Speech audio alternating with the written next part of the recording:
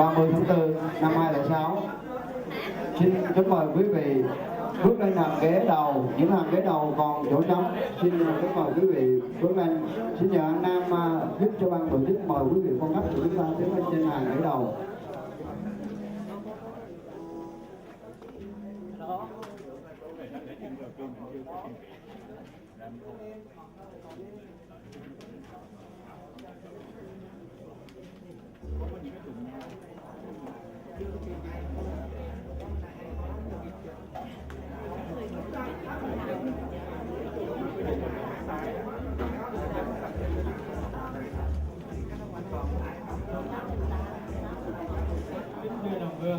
Hôm nay ngày 30 tháng 4 năm 2006, Cộng đồng Việt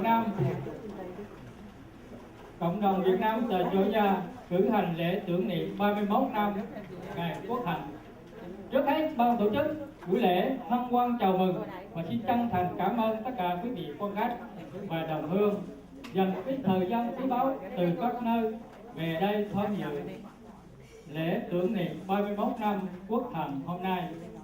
Để bắt đầu buổi lễ, xin trân trọng kính mời tất cả quý vị quan khách và đồng hương đứng lên nghiêm chỉnh để làm lễ chào quốc kỳ.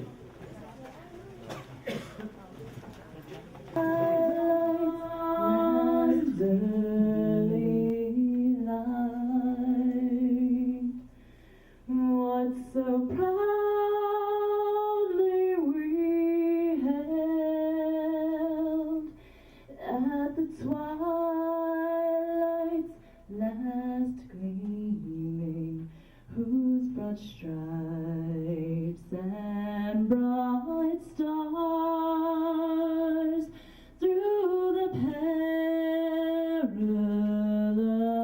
fight o'er the ramparts we watched were so gallantly streaming, and the rocket's red glare, the bombs bursting in air, gave proof through the night that our flag was still there. Oh, say does that star-spangled banner yet wave o'er the land of the free and the home of the brave?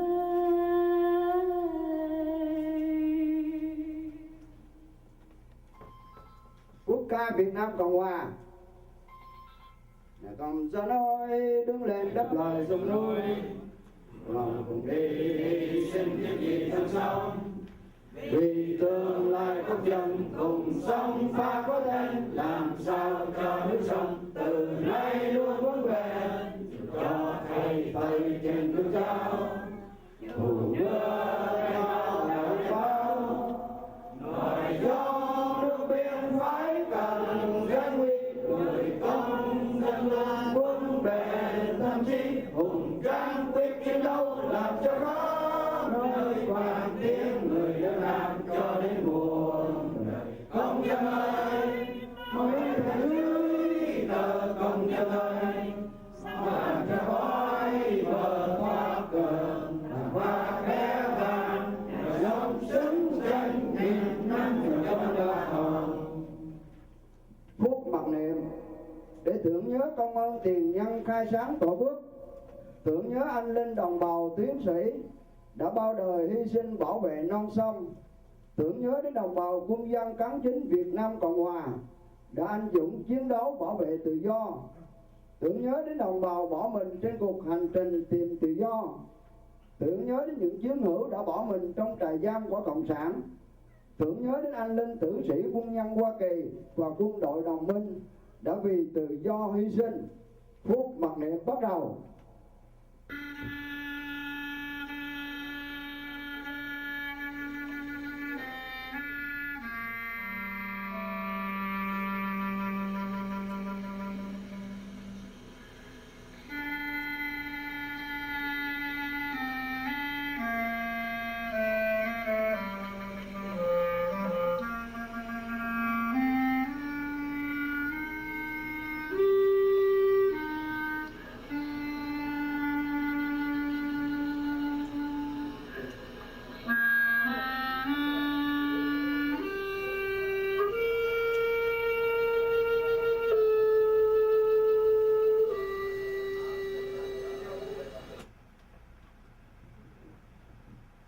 Chào cờ và mặc niệm đã chăm. Kính mời quý vị.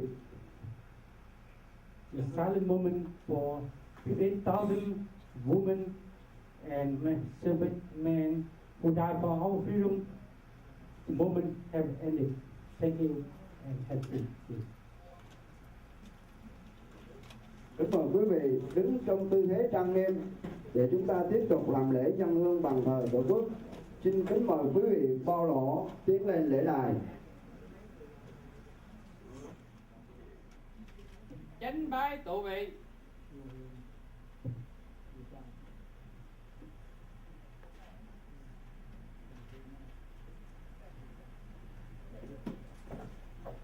Tả hữu phong kiến tụ vị.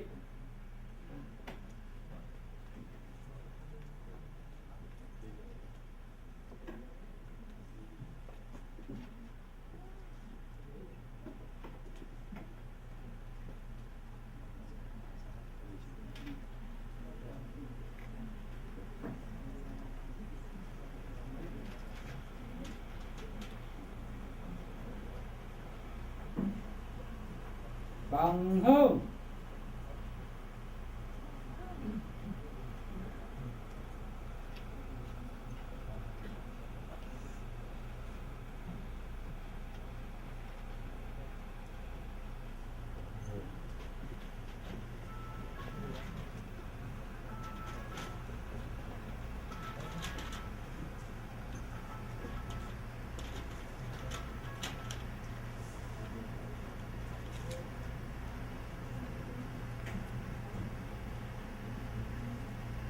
Thượng hương.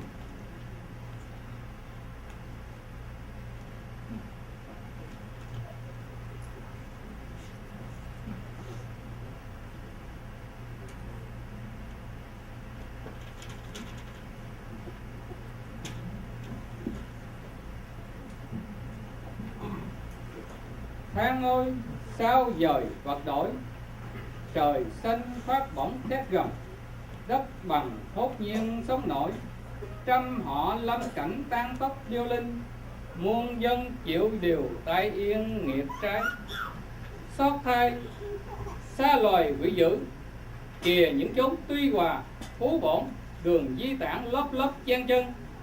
Tránh chống tình yêu nọ lắm nơi Đà Nẵng Quy Nhơn, ngã hồi lui đoàn đoàn mở lối. Bao nỗi đoạn trường xiết cơn khổ ải, kẻ ôm con thơ dắt gọi dại. Tả tơi nheo nhóc ngày đêm đối khát trên bước đường gian truân. Người cổng mẹ yếu diều cha già, lết hết lang thang sáng tối kinh hoàng giữa vùng đạn tối. Ôi những đoạn trường cơ khổ thoát mối gian nguy, đâu ngờ bão ác cuồng hung lâm cơn hiểm tối. Thịt đổ xương rơi hồn phi phách rối, cảnh bi thảm con tạo hay chăng, nỗi tang thương ông sanh thấu hởi. Đó xác mẹ hiền ruột chết, mắt trừng trừng mở chưa tan được nỗi kinh hoàng. Kìa mẹ con trẻ tìm ăn củ nhai nhai ngậm, không qua nỗi cơn hấp hối. Chân non gốc biển ngang lốp lốp, bầy quỷ dữ hối hả tên bay. Cuối bãi đầu gền dòng dòng máu đỏ lai láng trùng trùng, lũ vô thần miệt mài đạn xối. Thay thay trôi tấp bắp bền, xác xác bập dùi nông nổi. Muôn thú xé sâu, cá tôm rỉa rối, cũng bởi lũ hung tàn bạo ngược. Lòng lan dạ thú, tôm lưng đi làm tôi tớ, đất nước thóc khổ mùa cơn. nhưng vì thối nát đê hèn. Giá áo cúi tôm, cúi đầu chạy trốn kẻ thù, quân nhân nhục hờn cam nổi. Tan cửa nát nhà, ngã quân rã đội, kẻ tuấn tuyết hy sinh, người giam cầm đầy ải. Nhớ khi xưa vì dân giữ nước, giả sắc son đúc giữa xa trường. Phò chính diệt phi, lòng chung thủy ung trong lửa khói. Nằm gai ném mật, chính nghĩa hợp sức vun bồi. Gói trống ôm yên, móng tự do chung lòng chống chọi. Nọ quản trị địa, ngập dòng hãn mã, sát quân thù tan tác trôi trôi. Kìa bình long thiên, rực sắc hồng mau, sao bắt đầu long lanh chối chối. Đau đớn nhẹ, hùng thiên cưa nanh cắt vuốt, bầy láng xối ló mặt ngo nghe. Ngẩn ngơ thay, trâu thần nhốt củi, giam chuồng đám cháu cồn hiện hình trong rủi. Kình ngư thất thế nên hồ thủy chẳng thể vẫy vùng. Bàn điểu xa cơ nhưng tan bồng vẫn không khúc núi. Ngũ hổ tướng chữ ái trung hai vai gánh nặng, chẳng để thẹn giống việc thường. Cuộc điền hải dẫu tan thương, gương kia một lòng chiếu gọi, không làm ô nồi hồng lạc. Đó nơi quan ải, mũ đỏ đã bao phen phô trương sức mạnh, dẫu bước đường cùng lăng cha cả, chiến hữu vẫn kiêu dũng bảo thành. Đây chốn biên thùy, biệt kích dù lắm trận tỏ uy phong, dù tuyệt địa cảnh Phi Long, sát giặc vẫn chập trùng bích lối. Trong cơn ngộ hiểm, mang khói trung trinh cùng quê hương tổ quốc. Lớp lớp tinh quân đã hiến mạng xa trường, giữa lúc lâm nguy, ấp bầu tiếp liệt cùng với thành quách giang sang. Người người danh tướng vẫn giữ mình khẳng khái, phát nhu nguy giả từ quân trị. Phúc giải ly thống biệt, vùi ngùi bái quốc kỳ. Vĩnh biệt Giang Sơn, tiếng trung vũ sững sờ vang dội. Thương thai sát trung quân, sương sương giỏi giỏi. Khơi hồn điệp tướng, gió ào ào thổi. Móc tông gan, đền đỡ nước, tấm trung kiên giới giải non sông. Ôm chính khí trả thù nhà, đuốc anh dũng sáng danh đồng đội. Mệnh kia dù trải gió sốt sương khuya, danh nọ đã rung cây ngàn cỏ nội. Một dãy mây bay, lửa đời gió thổi. Khí phách vĩnh cửu ngàn thu, nhân sinh thù vân một cõi. Việc sinh tử đã cách biệt đôi đường, sự vinh nhục vẫn đều chung một mối. Ách lầm than thống khổ, dòng giả tàn bạo mênh. Dân quân tiếp tục vác mang, cảnh đầy ải phục tù. Trò chém giết tra khảo, nghịch tặc triền miên ngục lội. Thù hận nọ thề chung lưng đấu cặp phục thù. Tội ác kia nguyện vững chí bền gan hài tội. Đảo mái quyền cơ xoay kỳ vận hội, hồn linh xin bảo trợ, tiêu diệt bè lũ tham tàn. Khí thiên mong trợ phù, quan phục quê hương đen tối. Tưởng tưởng lễ cúc cùng tứ bái.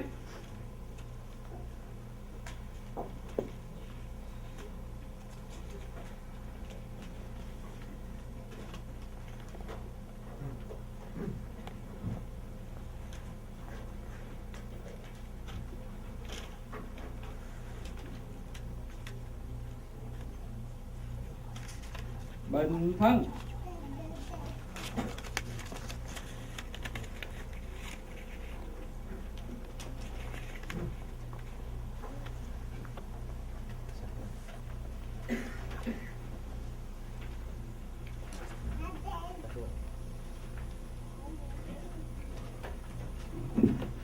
Phần nghi lễ chào quốc kỳ mặc niệm và lễ dân hương đã xong, kính mời quý vị an tọa. Xin trân trọng cảm ơn quý vị. Đại diện tinh thần tôn giáo, kính thưa quý vị đại diện quý hội đoàn, kính thưa quý vị đại diện cho cơ quan truyền thông báo chí, kính thưa quý vị thương gia nghiệp chủ, kính thưa quý vị, 31 năm trước đây cũng vào ngày này, Sài Gòn thất thủ, chúng ta mất miền Nam.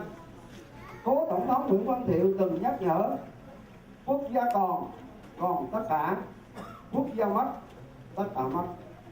Vâng, đúng như thế, chúng ta không còn gì sau ngày đau thương này. Từ sản nghiệp bao đời ông cha chắc chiêu gầy dựng, đến bộ phận của vị quân giặc tàn phá và cướp bóc. Từ đó đoàn người ngư dân Việt Nam băng núi vượt biển tìm tự do, có mặt khắp nơi trên địa cầu. Như vậy, lương tri nhân loại có cơ hội khái niệm thêm 2 tiếng cộng sản. Hôm nay đây chúng ta hội ngộ để nhắc nhở tội ác không những từ quá khứ mà ngay trong hiện tại và tương lai đất nước vẫn còn trong hiểm họa độc tài đen tối.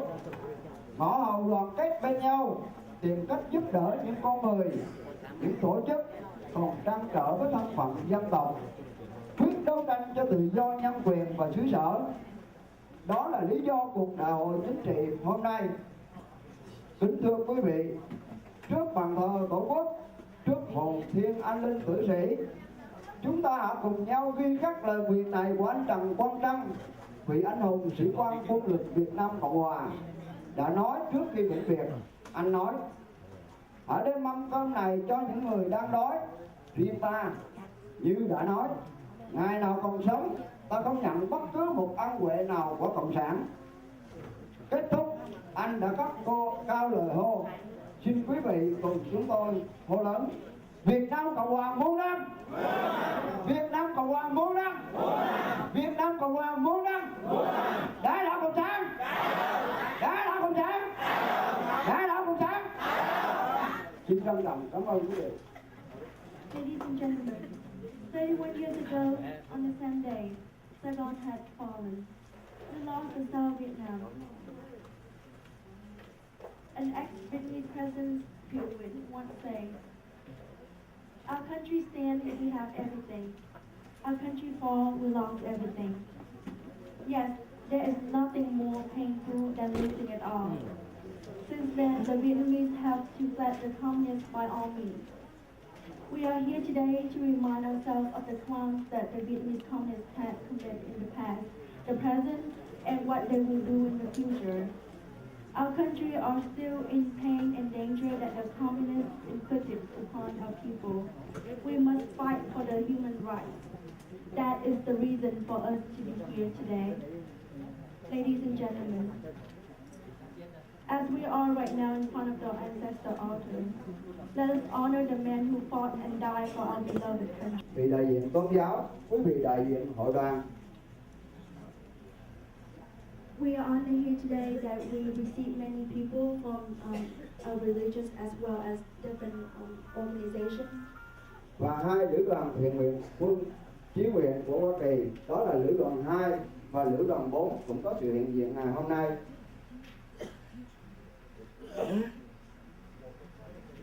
Và chúng tôi cũng hân hạnh đón trước phái đoàn quý vị đại diện các cơ quan truyền thông và báo chí. And we're also honored to receive the people from the media. Chúng tôi hân hạnh đón tiếp quý thương gia nghiệp chủ cũng có sự hiện diện ngày hôm nay. We're honored to receive people from business as well as everybody else. Chúng tôi hân hạnh đón tiếp tất cả quý đồng hương từ các thành phố và vùng phụ cận đã đến đây tham dự buổi lễ này. And we're honored to receive everybody who have come from different states as well as our neighboring cities. Trong đó chúng tôi rất hân hạnh đón nhận những người anh em Hoa Kỳ và quý cựu quân nhân Hoa Kỳ cũng có sự hiện diện ngày hôm nay. And we are honored to receive the American veterans as well as especially we have today Ryan Began from the AJC newspaper. We have Kurt Wayne from part-time newspaper, and as well we have veteran Everett Howard from the 776 AFC 130 up here today. Hân hạnh đón trước tất cả các bạn trẻ cùng đến với chương trình của chúng tôi hôm nay. And we're honored to receive all the young who have come with us today. Và sau hết chúng tôi xin giới thiệu một diễn giả đặc biệt đến từ California. Cô ta là một người thuộc về phái yếu nhưng cũng chứng tỏ sức mạnh của phái yếu là đã ở trong trại giam cộng sản đến 10 năm. Xin trân trọng giới thiệu cô Nguyễn Thị Thanh Nga. And also here today we have she came from California. She has been in the concentration camp of the communists for 10 years, and we are honored to have her here today. Trước khi rời máy ghi âm để dừng lại cho phần người điều khiển chính, xin cảm ơn quý vị. Xin quý vị của cho một tràng vỗ tay để chúng ta tưởng thưởng sự hiện diện của tất cả đồng hương của chúng ta hôm nay. Xin cảm ơn quý vị. Kính thưa quý vị quan khách, kính thưa đồng hương, tiếp tục chương trình là lời phát biểu của ông Phạm Hữu Nghĩa, Chủ tịch Cộng đồng Việt Nam Do Trà. Trân trọng kính mời ông Chủ tịch Phạm Hữu Nghĩa. Quan khách sẽ có mặt trong ngày hôm nay. Và kính thưa quý vị đại diện chính giới Hoa Kỳ, kính thưa quý vị niên trưởng, đại diện tôn giáo, hội đoàn, đoàn thể, quý vị thương gia nghiệp chủ đã có mặt trong ngày hôm nay, quý vị trong ngành báo chí truyền thông, cũng như các cô chú đồng hương và các anh chị em sinh viên. Hôm nay tôi xin có vài lời để nhân cái ngày tưởng niệm 30 tháng 4. Tôi cũng xin có được một vài lời như sau. Kính thưa quý vị, hôm nay là ngày 30 tháng 4 năm 2006. Vào ngày này của 31 năm về trước, đất nước Việt Nam của chúng ta đã bị rơi vào tay của bọn Cộng sản Việt Nam Bắc Việt. Kể từ ngày đó, nước Việt Nam của chúng ta phải chịu ách lãnh đạo và cai trị của nhà cầm quyền độc tài của Đảng Cộng sản Việt Nam một cách hoàn toàn đổi mới và khắc nghiệt theo chủ nghĩa Mác Lê.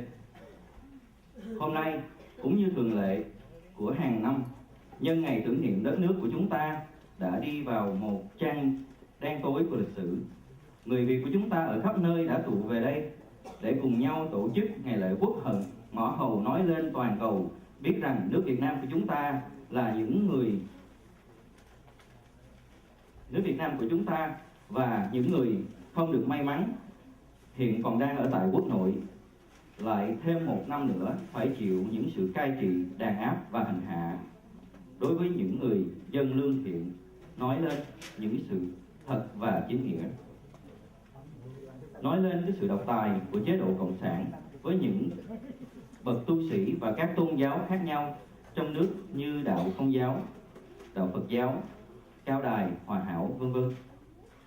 Và cũng để nói lên sự phản bội của Đảng Cộng sản Việt Nam đối với các tầng lớp công dân và nông dân mà nước trước đây Đảng Cộng sản Việt Nam đặt cái tầng lớp công nông là chính thể của quốc gia. Và tệ hại hơn nữa, bọn Cộng sản Việt Nam đã bán ruộng đất của cha ông chúng ta ngày xưa đã từng dựng nước và giữ nước, và đã bán những người dân lương thiện của chính họ để làm nô lệ cho lao động và tình dục ở các nước khác.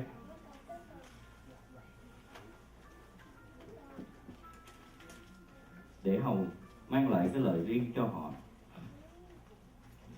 Với những thảm cảnh đó, chúng ta hãy cùng nhau đồng lòng và đoàn kết sức mạnh của những người Việt ở tại Atlanta nói riêng và các nước khác trên thế giới nói chung để tố cáo và chống lại nhà cầm quyền Cộng sản Việt Nam cho đến ngày đất nước của chúng ta thật sự tự do và dân chủ và nhân quyền. Xin thành thật trân trọng cảm ơn. Và nhân dịp đây tôi cũng xin được có vài lời phần tiếng Anh để được thông dịch lại cho những quan khách bằng nước ngoài cũng như là đại diện của Mỹ hiểu được. Dear ladies and gentlemen, today is the 30th of April of 2006, and this day, 31 years ago, South Vietnam has fallen. And from that day, Vietnam is now under the conquered and governed by the North Vietnamese Communist regime. From that moment until now, it's been 31 years. The communist regime, especially the Vietcong, has mistreated the Vietnamese people. They betray the country. They sell the land for China. They sell the humans, the citizens themselves, to other countries in Asia.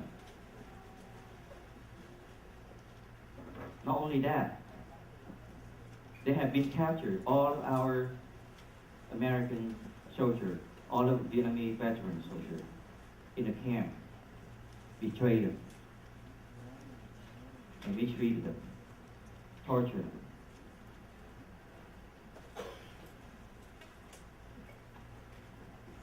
Besides, all of the citizens after that, from all over the country, they've been sacrificed themselves, their lives to survive. And they even sacrificed their lives to escape the country. And from that day, thousands of people have died in the sea. And thousands of people today have been sold to other countries for sexual slaves, labor slaves. So that's why today, as an annual event, we again celebrate this memorial so that we can remember all of our soldiers that have died for the Vietnam, American people that have died for Vietnam, all of our people that sacrificed their lives to speak, to fight for the freedom of the country.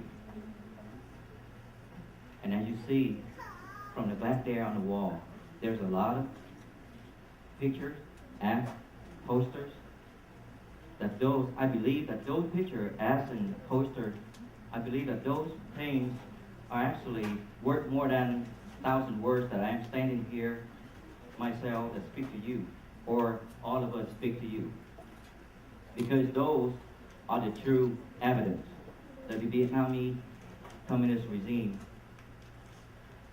have tortured and mistreated everybody that still remain in the country, just for one reason, that they want to conquer Vietnam forever.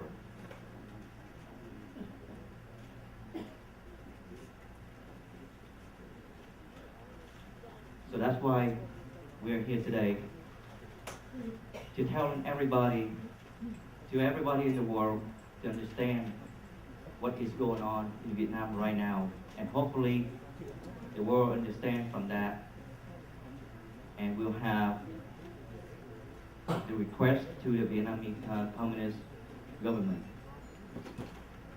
to better treat Vietnamese people, to better treat the Vietnam, to raise Vietnam to become one nation that is equal to every, to have the human rights, to have a religion, freedom.